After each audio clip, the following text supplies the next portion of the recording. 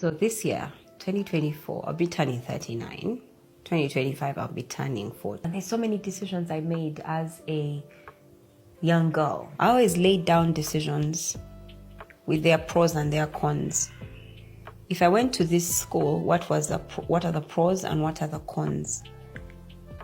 And when I look at the pros and the cons, even if the cons far outweighed the pros, but deep down inside, I really wanted to make that decision, I still made it in light of the cons far outweighing the pros. Because then when the cons would come and show their ugly face and come out for me and kind of say that I told you so, in my mind I'm like, yeah, I knew. I made that decision knowing full well that you were the cons. I didn't make that decision hoping that the result would be different. I made that decision fully knowledgeable that this is probably how it's going to turn out. But that's okay. I'll still do it. And I'll face the consequences. Did I face the consequences? Absolutely.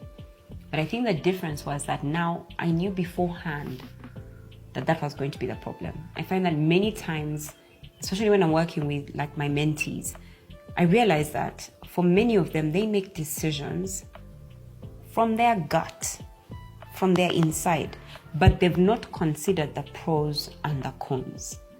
And so when the cons come because of a decision they've made from their gut, which many times is actually, anyway, where we all make our decisions from,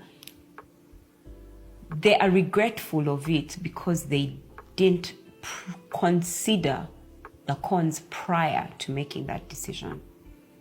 So if it's anything, before you make any decision, write out the pros and the cons. And still go with your gut. Even if the cons might far outweigh the pros, at least you'll be aware of what's going to happen. See you next time. Bye-bye.